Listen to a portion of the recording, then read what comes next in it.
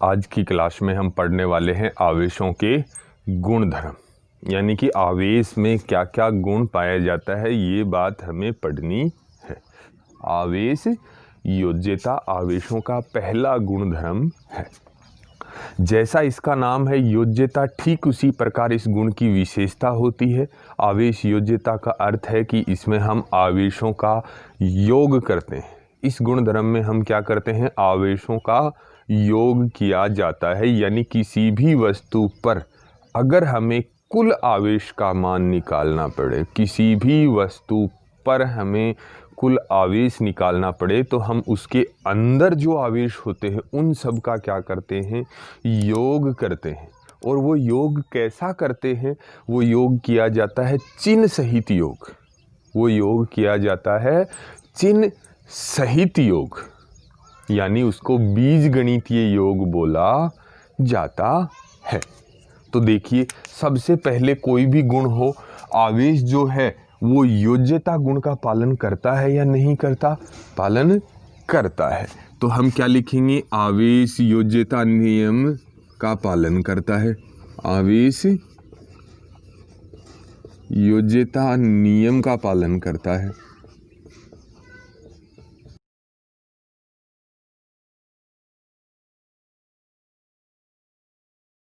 पहली बात ये लिखनी है। उसके बाद क्या लिखोगे, इस नियम में क्या होता है, कोई भी निकाय हो या कोई भी वस्तु हो हमारे पास, उसका हमें आवेश निकालना हो तो कैसे निकालेंगे, उसके अंदर जो भी मौजूद होंगे आवेश, उन सब का क्या कर देंगे, बीजगणितीय योग कर देंगे। यही योज्यता होती है, इसी को योज्यता बोला जाता है। तो हम क्या लिखेंगे,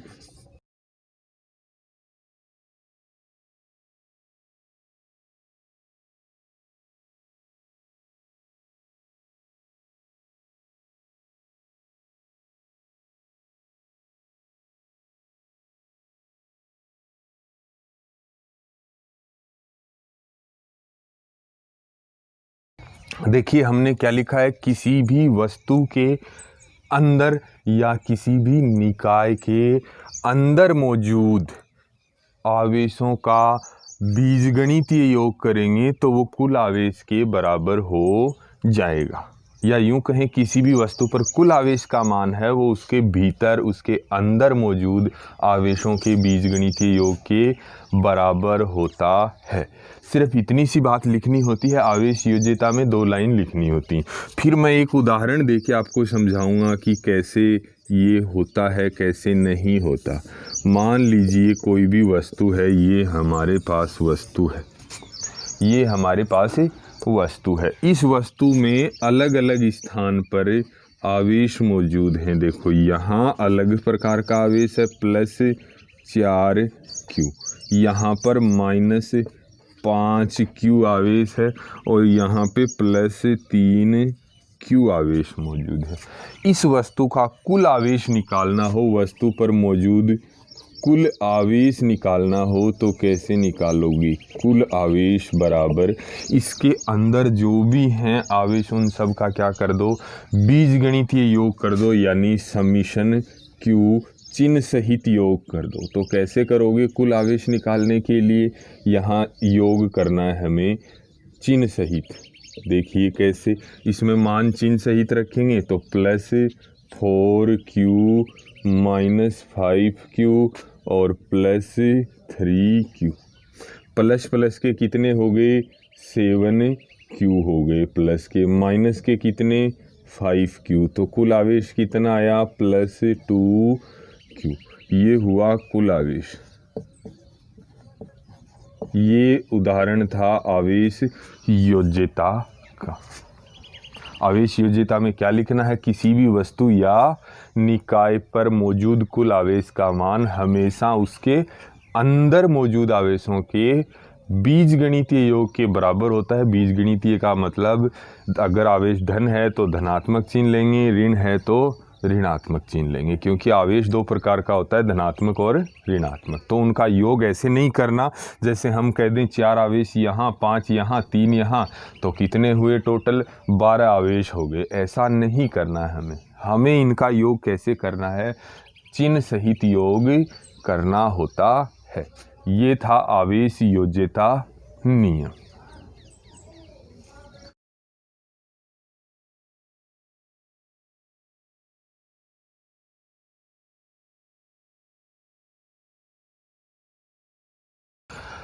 आवेशों के गुणधर्म में दूसरा गुणधर्म है आवेश निश्चिरता।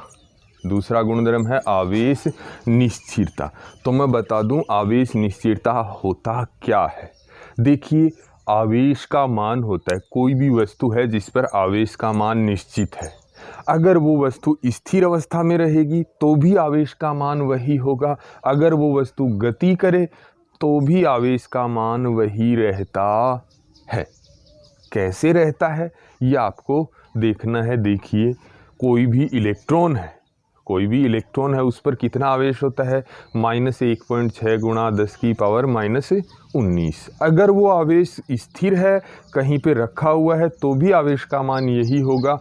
अगर वो आवेश गति कर रहा है तो भी इलेक्ट्रॉन पर आवेश का मान इतना ही होता है। यानी कि उसकी गति के कारण आवेश के मान पर कोई प्रभाव नहीं पड़ता है। तो हम सबसे पहले लिखेंगे आवेश जो होते हैं वो निश्चिरता नियम का पालन करते हैं।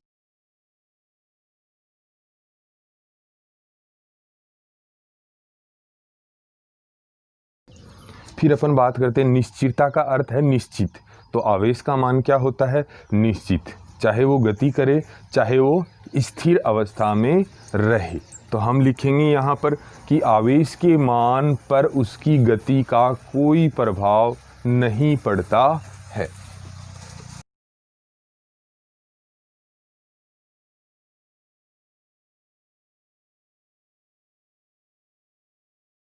उसके बाद हम लिखेंगे यदि आवेश विराम अवस्था में या स्थिर अवस्था में रहे या गतिशील रहे, दोनों स्थितियों में आवेश का मान समान रहता है, बराबर रहता है।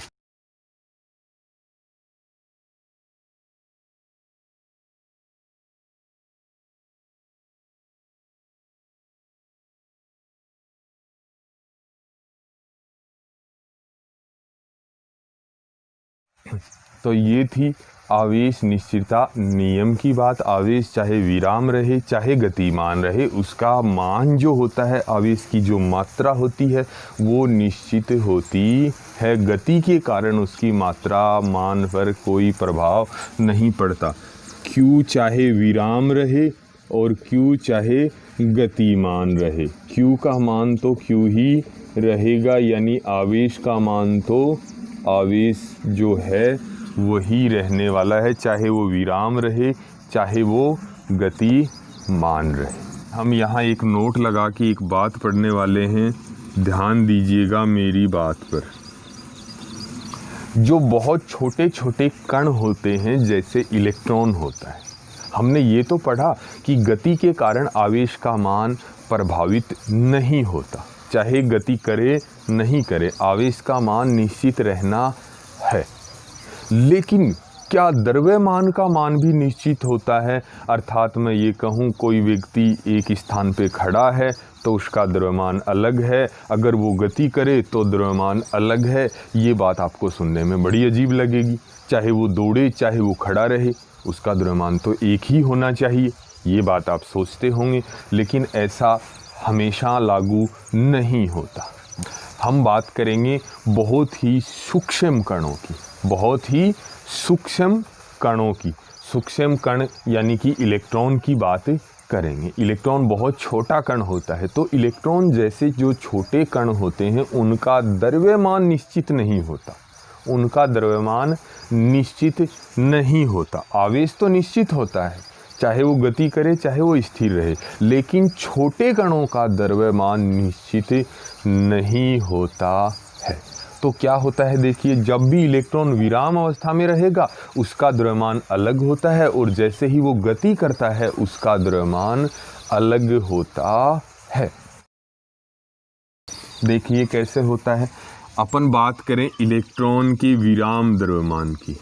इलेक्ट्रॉन का विराम द्रव्यमान जो हम पढ़ते आए हैं वो इलेक्ट्रॉन का विराम द्रव्यमान होता है कितना, 9.1 गुणा 10⁻31 किलोग्राम। ये होता है विराम द्रव्यमान।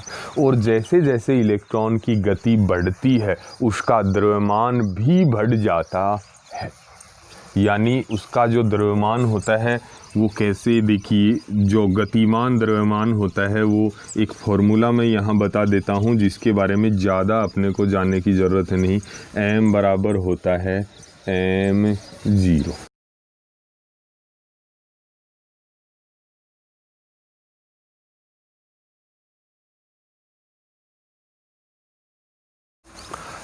तो ये जो फॉर्मूला होता है इसकी सहायता से हम कभी भी द्रव्यमान निकाल सकते हैं इलेक्ट्रॉन का। ये जो m0 है ये होता है विराम द्रव्यमान।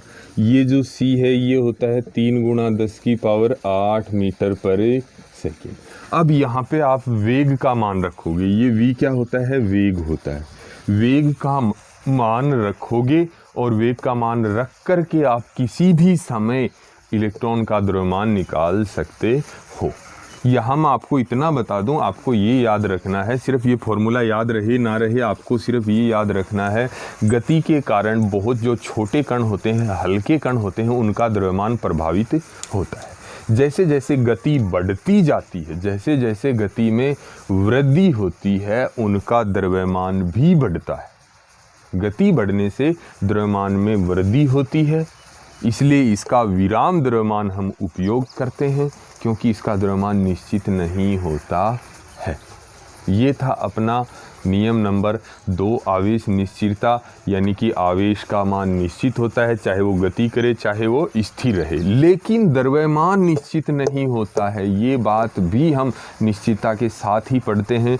निश्चितता से अलग बात है ये, निश्चितता में इसको शामिल नहीं करोगे, लेकिन पढ़ोगे ये बात कि गति के कारण द्रव्यमान प्रभावित होता है। अपना अगला गुणधर्म है आवेश संरक्षण। यह है तीसरा गुणधर्म। इसके बारे में मैं बात करने वाला हूँ। अपने ऊर्जा संरक्षण का नियम 8वीं 6ठी या 8वीं क्लास के समथिंग से आप पढ़ते आ रहे हैं। ऊर्जा संरक्षण ठीक वैसा ही, एकदम बिल्कुल एक जैसा, ऊर्जा संरक्षण के बिल्कुल उसी तरीके का है आवेश संरक्षण गुणधर्म। देखिए ऊर्जा संरक्षण में आपने क्या क्या पढ़ा था। नंबर 1 बात, ऊर्जा ना तो उत्पन्न की जा सकती ना नष्ट की जा सकती। ठीक ऐसे ही आपको क्या लिखना होता है, आवेश ना तो उत्पन्न किया जा सकता ना नष्ट किया जा सकता। ऊर्जा के बारे में आपने नंबर 2 बात क्या पढ़ी कि ऊर्जा को एक रूप से दूसरे रूप में बदल सकते हैं। तो आवेश भी एक पदार्थ से दूसरे पदार्थ पर स्थानांतरित किया जा सकता है। उसके बाद तीसरी बात, ब्रह्मांड की कुल ऊर्जा निश्चित होती है, ये पढ़ा था। तो यहाँ हम क्या पढ़ेंगे, किसी भी निकाय निश्चित होती है।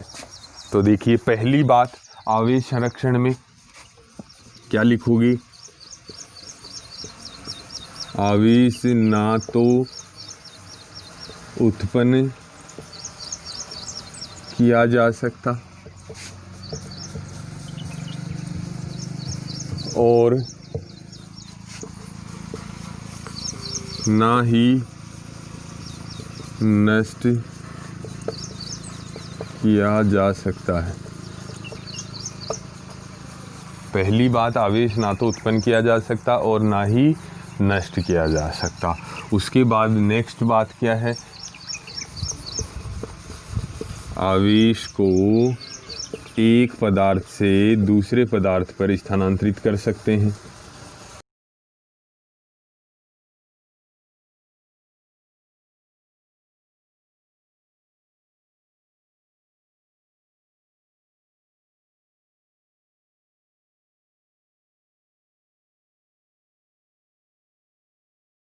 और तीसरी बात क्या है, आवेश का मान निश्चित होता है, यानी ब्रह्मांड की कुल ऊर्जा निश्चित होती है। तो आवेश में क्या लिखेंगे, किसी भी निकाय का कुल आवेश निश्चित होता है।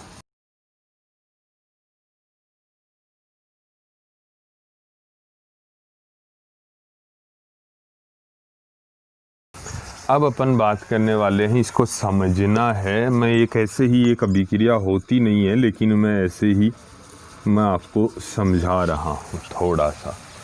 देखिए ये H प्लस थे कितने 2, फिर यहाँ O2 माइनस था, ये दोनों मिलके क्या बना लेते हैं H2O। ये हमारा एक निकाय है।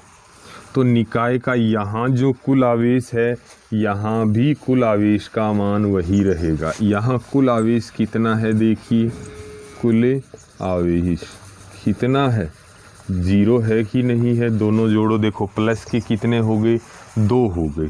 2H प्लस का मतलब यहाँ धनात्मक आवेश कितने हैं 2, ऋणात्मक कितने हैं 2, बीजगणितीय योग कर दो तो कुल आवेश कितना हुआ 0। यहाँ 0 हुआ और यहाँ भी कुल आवेश कितना हुआ 0 हुआ, यानी आवेश का मान निश्चित हुआ कि नहीं हुआ। आवेश यहाँ जितना है अभिक्रिया के बाद में भी उतना ही रहेगा। आवेश का मान अपरिवर्तित होगा इस पूरे निकाय का। हो सकता है हाइड्रोजन पे बदल गया, ऑक्सीजन पे बदल गया, लेकिन निकाय का इस पूरे समूह का आवेश क्या होता है, निश्चित होता है। जितना यहाँ पर है उतना ही यहाँ होगा कुल आवेश का मान।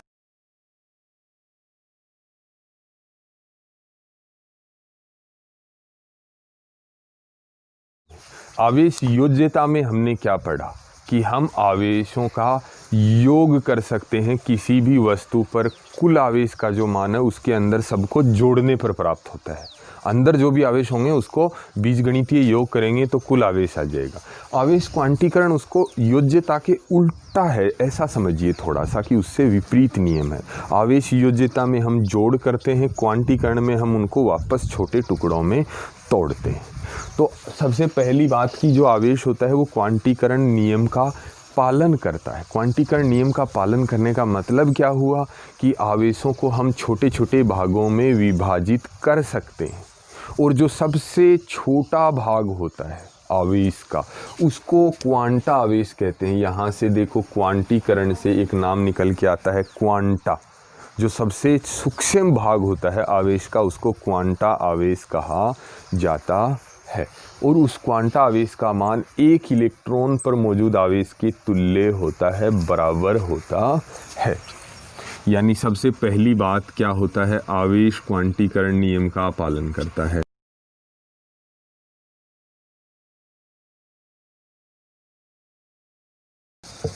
उसके बाद अपन बात करें क्वांटीकरण का अर्थ क्या होता है, अर्थात किसी भी वस्तु पर जो आवेश मौजूद है उसको हम छोटे छोटे टुकड़ों में बांट सकते हैं, विभक्त कर सकते हैं। यही क्वांटीकरण की बात होती है। क्या लिखोगे,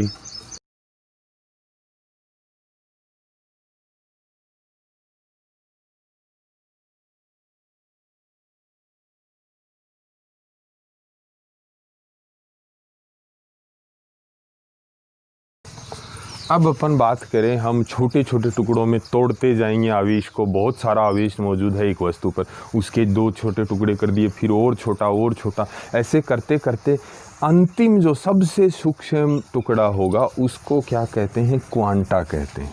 यानी आवेश का जो सबसे सूक्ष्म टुकड़ा या भाग होता है, आवेश का सबसे सूक्ष्म भाग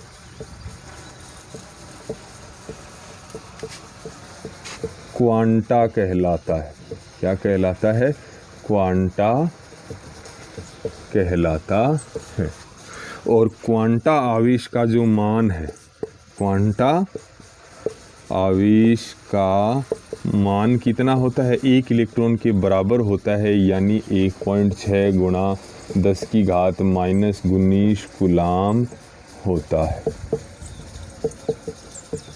यही कारण है कि इसको किससे व्यक्त किया जाता है, क्वांटा आवेश को ई से व्यक्त किया जाता है।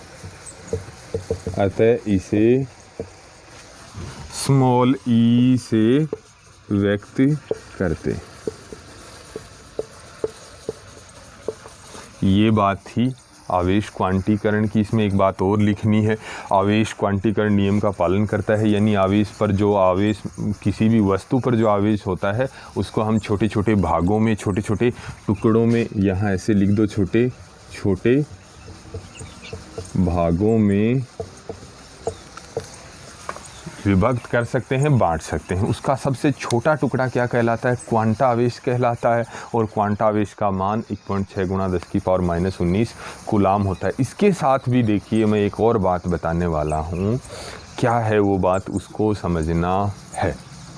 वो बात ये है कि हम किसी भी वस्तु पर आवेश था, उसको छोटे छोटे भागों में हमने तोड़ा, तो उसके 5 छोटे टुकड़े बन गए। कितने टुकड़े? हर भाग को तोड़ते गए, प्रत्येक भाग को तोड़ते गए, तो सब भाग क्या बन गए? क्वांटा बन गए। तो सबको जोड़ेंगे तो क्या आ जाएगा? कितने क्वांटा? 5 क्वांटा आ गए। ऐसे हो सकता है किसी पे 10 क्वांटा, किसी पे 1000 क्वांटा। यानी कि जो आवेश होता है वो पूर्ण गुणज होता है। कैसे होता है यहाँ हम पढ़ने वाले हैं इस बात को। कोई भी वस्तु है उस पर आवेश कितना है? Q आवेश है। तो हम Q को क्या करेंगे? क्वांटा के गुणज में लेके जाएंगे। कितने गुणज में? n गुना हो गया। क्वांटा का कितना हो गया? n गुना हो गया। यानी किसी भी वस्तु पर मौजूद आवेश, किसी भी वस्तु पर मौजूद आवेश क्वांटा का पूर्ण गुणज होता है। ये बात हम ऐसे समझेंगे, कोई भी वस्तु है उस पर क्वांटा का 1 गुना आवेश हो सकता है, 2 गुना हो सकता है, 3 गुना, 4 गुना, 5 गुना, 6 गुना, 7 गुना ऐसे हो सकता है। ऐसा आवेश धनात्मक भी हो सकता है और ऋणात्मक भी हो सकता है। यहाँ n बराबर क्या हो गया? 1, 2, 3 ऐसे होगा। यानी कोई भी वस्तु होगी, कोई भी वस्तु, उस पर क्वांटा का n गुना आवेश ही होता है। क्वांटा का 1 गुना, 2 गुना, 3 गुना, 4 गुना ऐसे आवेश मौजूद होता है। मैं आपको बता दूं, आपने बहुत सारी वस्तुएं देखी होंगी, बहुत सारी वस्तुएं देखी होंगी। जैसे आपने क्लोरीन देखा है। क्लोरीन पे कितना आवेश होता है? -1 होता है। -1 होता है। इसका मतलब क्या हुआ कि क्लोरीन पर आवेश कितना हुआ?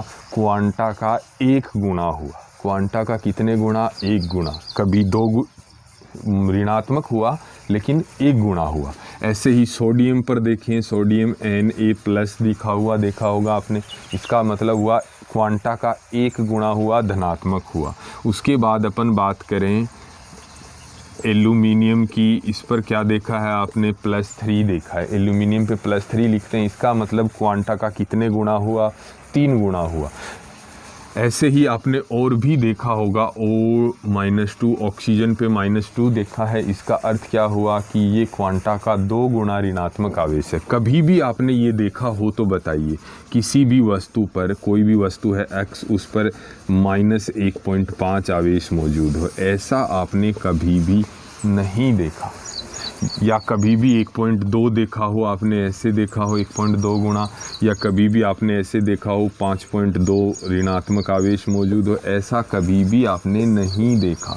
इसका मतलब ये हुआ कि कोई भी पदार्थ है उस पर जो क्वांटा आवेश है, क्वांटा चार्ज है, उसका पूर्ण गुना आवेश ही मौजूद होता है।